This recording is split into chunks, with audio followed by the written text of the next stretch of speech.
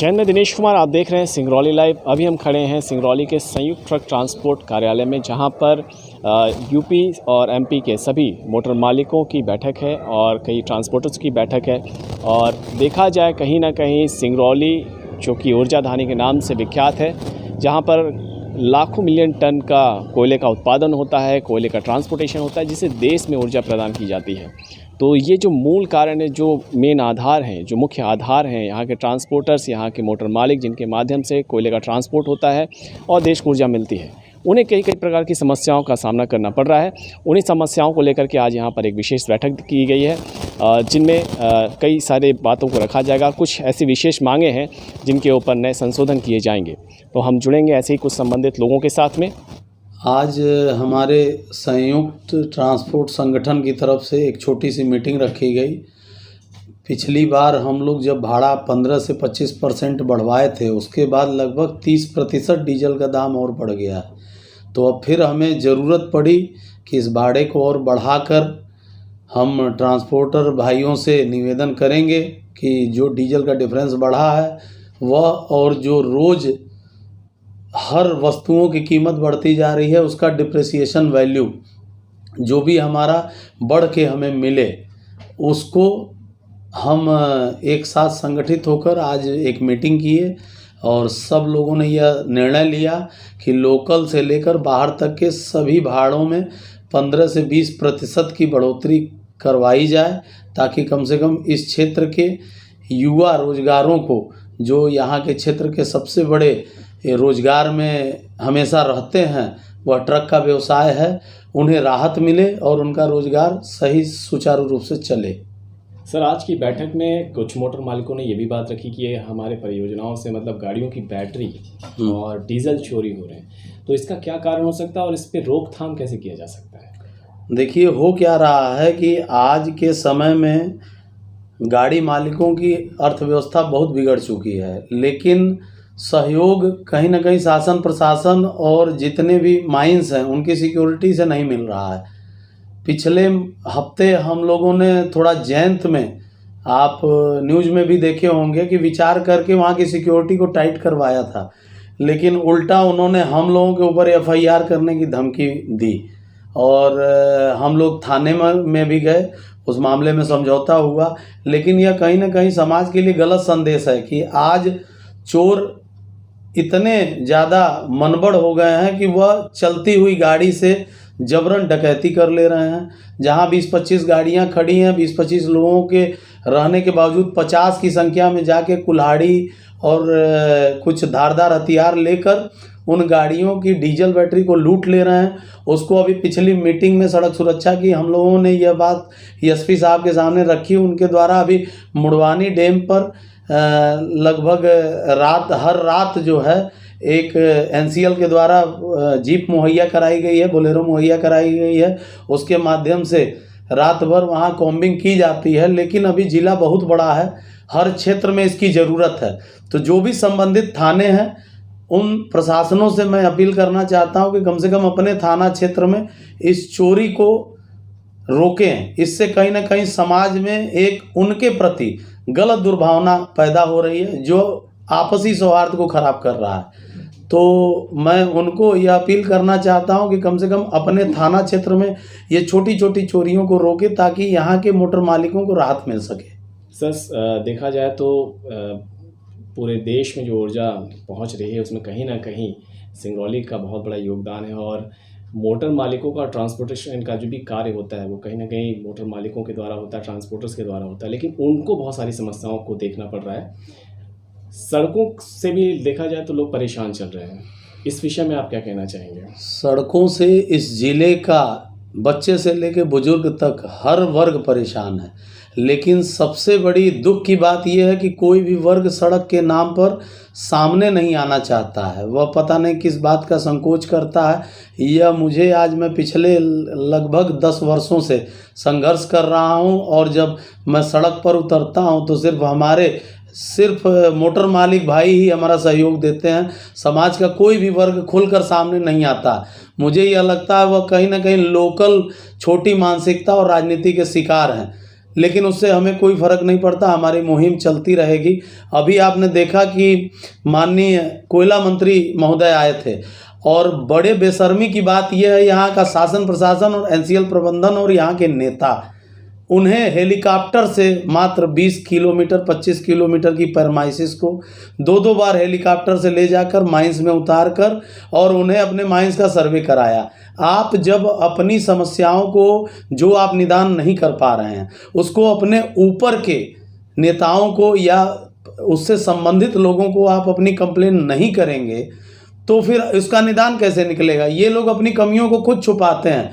जो इस क्षेत्र का सबसे बड़ा आज के डेट में कोड़ है, सड़क है, जिस पर हर नेता और हर व्यक्ति बोलना ही नहीं चाहता है, जबकि डीएमएफ का पैसा जो हमारे ज़िले का अधिकार है उस पैसे को यहाँ से ले जाकर सीएम साहब के द्वारा बंदरबाट किया जाता है और उस पैसे को रोकने का भी कार्य कोई नेता नहीं कर रहा है। और अभी पिछले महीने में कलेक्टर साहब के यहाँ मीटिंग हुई थी, हमने दबाव पूर्वक कहा कि एनसीएल से आप यह चीज़ें करवा सकते हैं, तो एनसीएल के आला अधिकारी बाहर निकलकर हमें कहते हैं कि डीएमएफ का पैसा जो हम उनको दे रहे हैं वह पैसे की बात आप लोग क्यों नहीं करते हैं।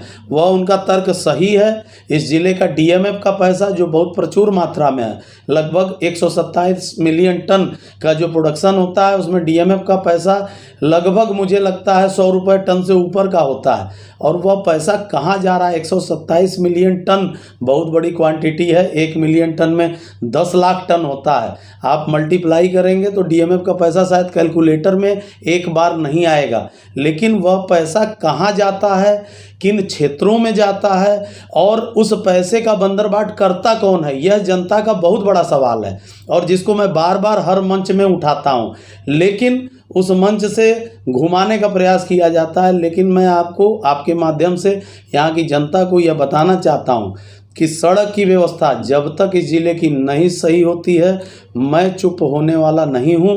उसके लिए मुझे किसी के विरोध का सामना करना पड़े, स्वागत है, वह आए, मेरा विरोध करें, मुझे कोई तकलीफ़ नहीं है, लेकिन सड़क के मामले में वह मेरे साथ खड़े हों, मैं यह सबसे आश्वासन चाहता हूँ। सड़कों के साथ साथ देखा जाए तो कुछ ऐसी समस्याएं हैं जो मोटर मालिकों के लिए और ट्रांसपोर्टर्स के लिए बहुत बड़ी दिक्कत का कारण बनते जा रहे हैं। जैसे देखा जाए तो आज खनाना बैरियर जो है वहाँ पर एक प्रकरण बार बार देखने सुनने को मिलता है कि वहाँ पर अवैध वसूली हो रही है। इस विषय में आप क्या कहना चाहेंगे? अभी आप देखे थे माननीय हमारे मुख्यमंत्री जी शिवराज सिंह चौहान जी आए थे, उसी दिन दैनिक भास्कर के फ्रंट पेज पे एक न्यूज़ छपी थी जो शायद उसके बाद यहाँ के नेताओं को मीडिया के माध्यम से घोषणाएं नहीं करनी चाहिए। वो बहुत बड़ी बेशर्मी की न्यूज़ थी।